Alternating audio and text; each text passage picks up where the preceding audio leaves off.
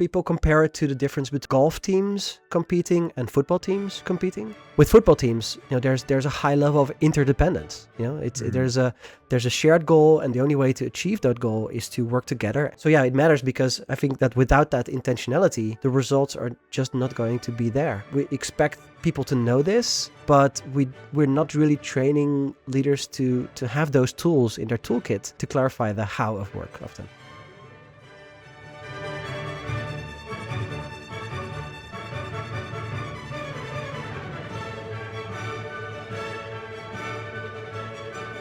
Welcome to Science of Leadership, the podcast dedicated to helping you become a better leader. Here, you'll gain valuable knowledge, hear inspiring stories, and learn the scientific principles that promote exceptional leadership. I'm Tom Collins, your host, and I'm thrilled to have you join us on this journey to becoming a better leader. Today, we're joined by Dutch organizational change expert Jurriaan Kamer. He's co-author of 2 powerful books, Formula X and Unblock, and his work focuses on how to create thriving, fast-moving organizations by doing one thing really well, building better teams. We often focus too much on who is on the team, but Jurriaan's message flips that thinking. It's not about who you have, it's about how you build. So if you have ever been frustrated by underperforming teams or wonder how to unlock true speed and collaboration, you're going to want to stay around. Jurriaan, thank you for joining me today on the Science of Leadership. Thank you for having me, Tom. I'm really excited to be here. Well, let's start right at the heart of this. Today, we're talking about this idea that it's not who you have on your team, it's how you build it. Can you lay out the foundation of that concept and why you've come to believe that? Yeah, sure. I mean, just to put it out there, I think who is on the team still matters, but it's not the complete picture. So there's something that we also need to do to build great teams.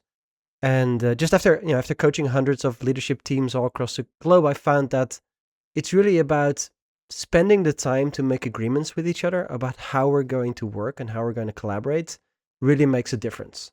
So think about, how do we define success? What kind of expectations do we have from each other? Who holds what roles? Who has what accountability? How do we make decisions? How do we reflect and improve? How do we give and receive feedback? If those things are missing or unclear, you can put any type of group together and you still won't get high performance, irrespective of the talents of the individuals in the team.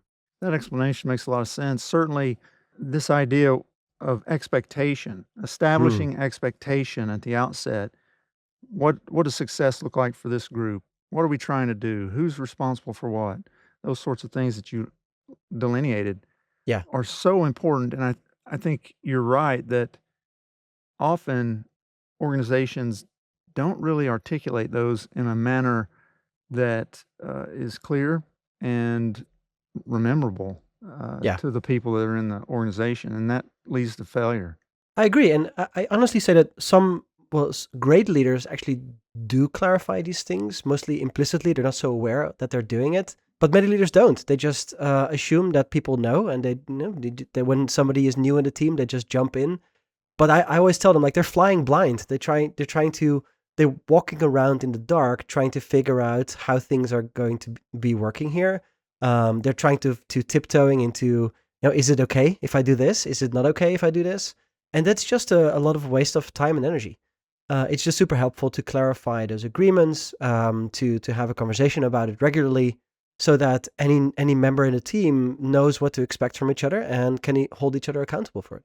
So as I was thinking about this conversation, and I think you kind of hit on it, that I was thinking about Jim Collins' book, Good to Great. And in that book, he says, basically the fundamental thing is getting the right people on the bus before you figure out where you're going. And I must admit that I disagree with that, because most organizations that I know exist principally for a given reason.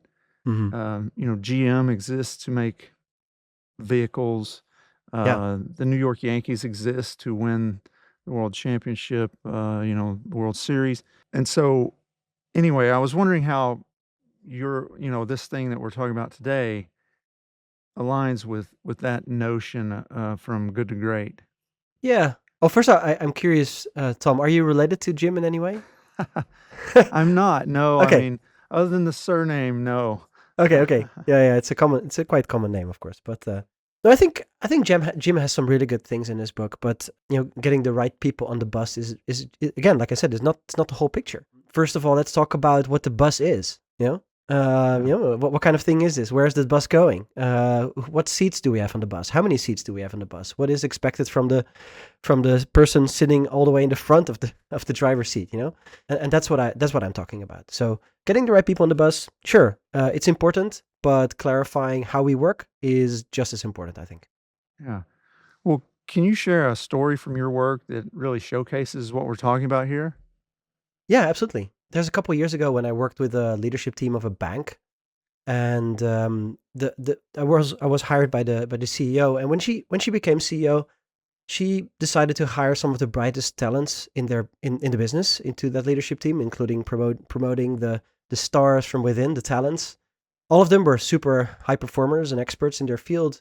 And despite that everyone was working super hard and was tremendously busy, somehow it didn't lead to results that she was hoping for. So she asked us to come in and coach and train the team, and I joined them for a quarterly offsite. On the first day, I observed what was happening. So the setup of the first day was that each department head would present the results of the last quarter to the others and show off what they had done. What I immediately noticed that if one leader was speaking, the others were not really paying attention much, right? They're disengaged, sometimes on their phones or laptops. And then the CEO, she went and challenged them or asked them questions. And when she challenged the individuals, they were quick to blame other departments for their failures. Hmm. They were like, "Yeah, I know. We were supposed to sell more, but you know what? The product that we had that was lined up by the product team didn't come through quickly enough, or the marketing department didn't do their job, so we couldn't really create the brand awareness and sell easily." So this blame game happened a lot, and that's obviously frustrating and not so effective. And it felt like the United Nations, a place where people come together to lobby for their constituents.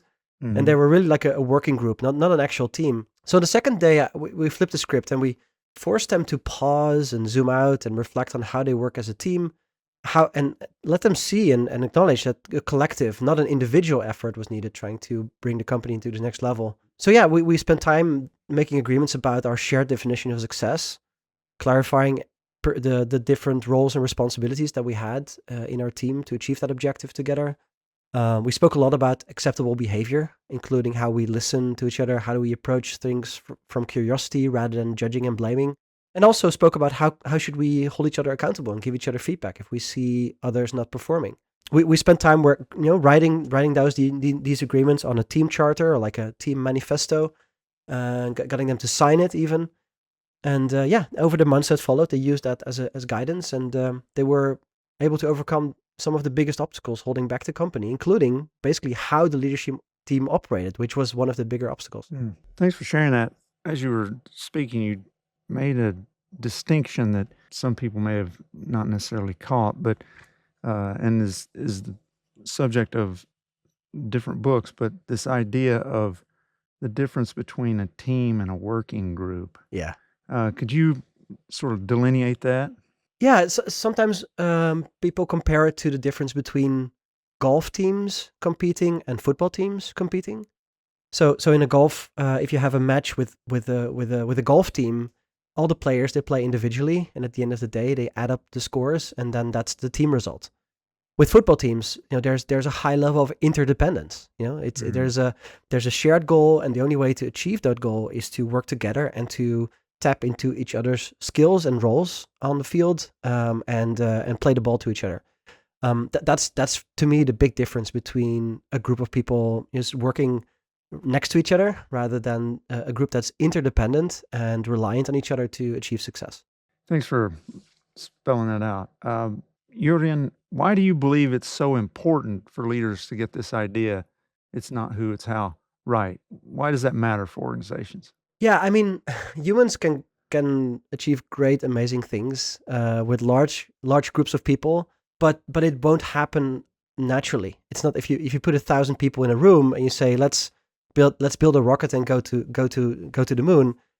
That doesn't really work automatically. You really need to put in the effort to figure out how do we organize ourselves, how do we put together groups of people, who's going to do what. So yeah, it matters because I think that without that intentionality, the results are just not going to be there. It's like we expect that people to know this, but we're not really training leaders to have those tools in their toolkit to clarify the how of work often. Yeah. Hey, I'm breaking into the podcast conversation here to share with you an exciting announcement. If you've been following the Science of Leadership podcast for a while, you've heard me talk about the book I've been working on. Well, I'm delighted to share that after over 3 years of work, my book, The 4 Stars of Leadership, is finally available. I'm so proud of this book and what it represents. I'm certain that you're going to find it immensely interesting and helpful as a guide on your journey to becoming a better leader. Seriously, you don't want to miss this book. I'm including a link to the book in the description. I hope you'll order your copy today. And please share it with others who might be interested. Also, please be sure to share your thoughts about the book with me. Now, let's get back to this interesting conversation on the science of leadership. Looking back across your experiences with companies all over the globe, do you have an example of a company that didn't really start succeeding until they started focusing more on the how instead of just the who? Yeah, so there's a couple of examples out there of clients we cannot necessarily name, but Sure. we've seen transformations in companies where HR, for example, led the way in building the capabilities in the leadership development to be explicit about these kinds of agreements, or to give organizational practices to leaders that lack them. So it's really, for me, it's about upskilling, but it's also about facilitation. So we've seen some great companies have results when they acknowledge that facilitation as a technique to get people to have the right conversations in an effective manner is often missing and undervalued. And if they kind of invest in it and build a group of internal facilitators and coaches, they were able to kind of get to the next level for sure. Yeah. This is the time in the podcast where I usually will bring in the scientific concepts and things of that nature. So, if we could talk about the science of this idea for a minute, Yeah. do you have any scientific studies that you're aware of that you could draw on that really tie into what we're talking about today? What are the data that show us that this really matters so much? Yeah. Yeah, there's one study, and I don't know if it will meet your bar of scientific study, honestly, which is obviously a problem with a lot of management studies. There's a lot of pseudoscience happening, unfortunately. But the study that I quote often is Google, where they studied over 200 teams across the organization, from engineering to sales and product management, from San Francisco to Singapore, and they really wanted to figure out how do we build the perfect team. And what they found is that the number of top performers on the team, or the team's average intelligence, wasn't really a good indicator of a team's effectiveness, right? So they were one of the first who acknowledged, to say, who on the team matters much less than how the team members interact, how they structure their work, and how they contribute. And so some of the lessons on psychological safety, equality in conversational turn taking, having social sensitivity, those more softer stuff were really proven by the data-driven research that Google did on their teams. Yeah. Thanks for sharing that. That is a well-known study, and I think it was performed rigorously and would meet the Okay, bar of good. decent scientific investigation. Just recently, we had Dr. Dave Logan, who is a professor of business and management at the University of Southern California and has written multiple books. And he was talking about culture, and hmm and what he was discussing goes hand in hand with this same idea. Ultimately, and the example that here in the U.S. we use a lot is the U.S. basketball team, the Olympic basketball team, hmm right? I forget when it was. It was circa 2000 something, early 2000s. Our basketball team thought they were great because they had a lot of great individual players. hmm hmm Far and away the best collection of players in the world at that time, and they lost hmm because they met a team as opposed to a bunch of highly skilled individuals. Right. And so and there are multiple studies that do in fact show that this, what you're describing, it's the power of the individuals who come together and work together as opposed to the power of the individuals working separately that Right. really makes the biggest difference. And that requires a lot of mutual understanding and empathy among each other. It's about, I mean, the big difference will be, like, if you see another player fail, do you kind of feel good about yourself that it wasn't you, or do you go to them and try to pick them up and make them better? It's about that. It's about understanding people at a deeper level, people's intentions for doing the work, or fears, or maybe patterns that they're aware of, that pitfalls. And Mhm. if you're really knowing the people on your team from that level, you know how to get the most out of each other. And that's Yeah. also not relying only on the leader, right? It's leadership among the people that are in the group, and it's not just relying on one person leading the whole team, which is another myth I think we should break. Yeah, right. Well, it's interesting. There was this study, and I can speak from my own field of cardiology. There was this study that was done years ago where they were looking at the importance of the high performing cardiac surgeon. Mm, Okay, and so the cardiac surgeon in my field of congenital heart disease is the center.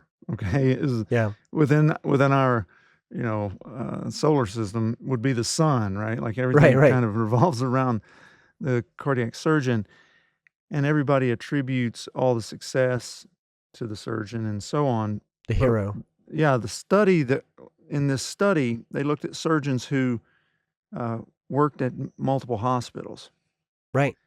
And what they found was that results were different at different places. So it wasn't the surgeon only, Right. right? It was the team, and it was very clear that there were certain teams that worked much better together, and there Yeah. were those that didn't, and the outcomes were distinctly different despite having this all-star Right. at all Yeah. these places. I mean, people want to pick the hero in the story, and then worship them. But it's true. There's a lot more people involved usually to get the result.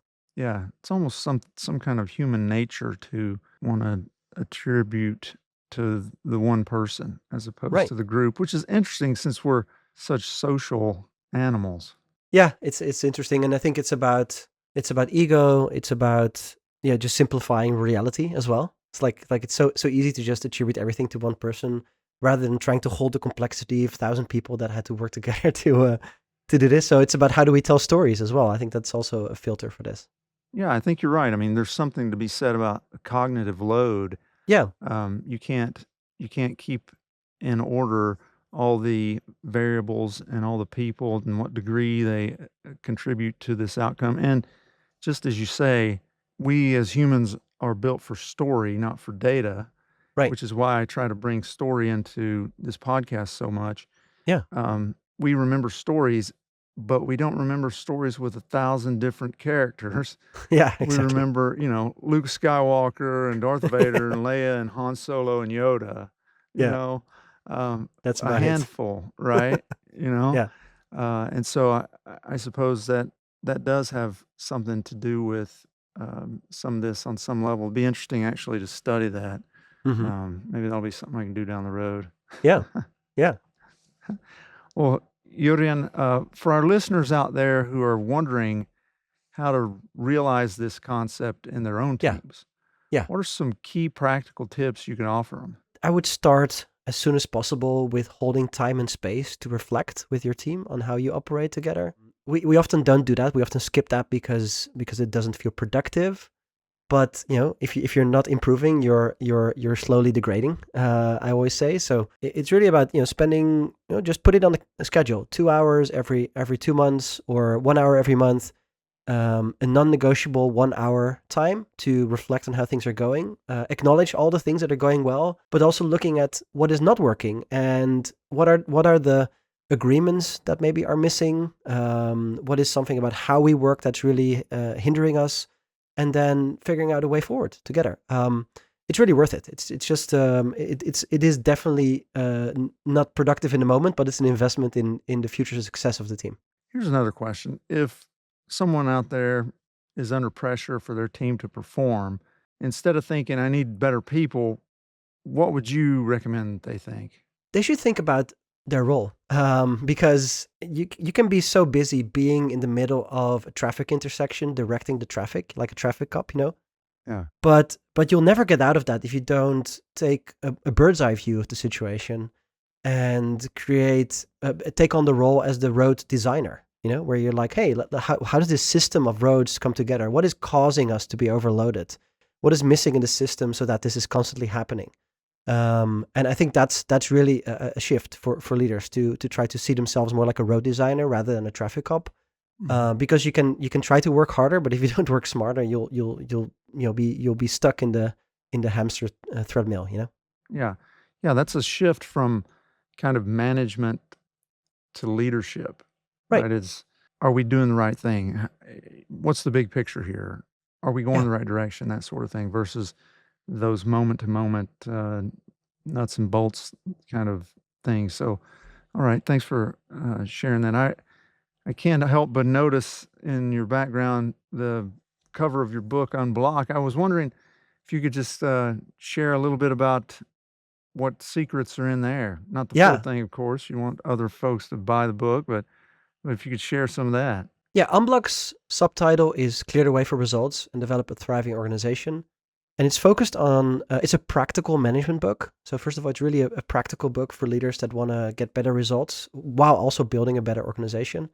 And it focuses on the 6 most common obstacles for success. So, it goes into setting a better way of setting a strategy, a better way of following progress and measuring results, figuring out how to drastically accelerate how decisions are made, improving the meeting culture, and improving the things that we talked about, including psychological safety and teamwork. So yeah, it's a very practical management book that people enjoy for it. Yeah.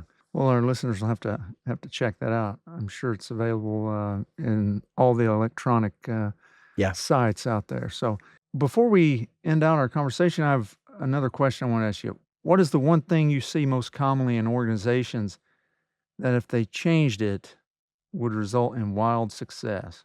Yeah, it's about building the muscle to constantly be on the lookout for what is blocking the organization, and then figuring out and running experiments constantly to improve the system. It's really building that muscle. It's a muscle that many organizations don't train. They're just stuck in the old ways, and if it doesn't work, they completely reorganize everything. Instead of that, just experiment, run safe to try experiments, and constantly update your system to be better. Thanks for sharing that. So, if our listeners want to find out more about you and your work, where can they do that? Yeah, I'm active on LinkedIn, so just type in my name and you'll find me there. And our book is on Amazon, and you can find more about it at unblock.works. Great. Jurriaan, it's been a fascinating conversation today. I really appreciate you joining me on the Science of Leadership. Thank you. It was a fun chat. Thank you. Thank you for joining us on this episode of the Science of Leadership. We hope today's discussion has inspired you and given you valuable insights to help you become a better leader. Remember, leadership is about helping those we lead do great things. It's a journey of continual growth and learning. When we embrace that journey with curiosity, courage, and humility, we can confront challenges, overcome barriers, and foster environments where everyone can succeed. If you enjoyed today's episode, be sure to follow or subscribe, leave a comment, and share it with others who are passionate about leadership. Until next week, keep leading with character, competence, caring, and communication. This is Tom Collins. Let's keep growing.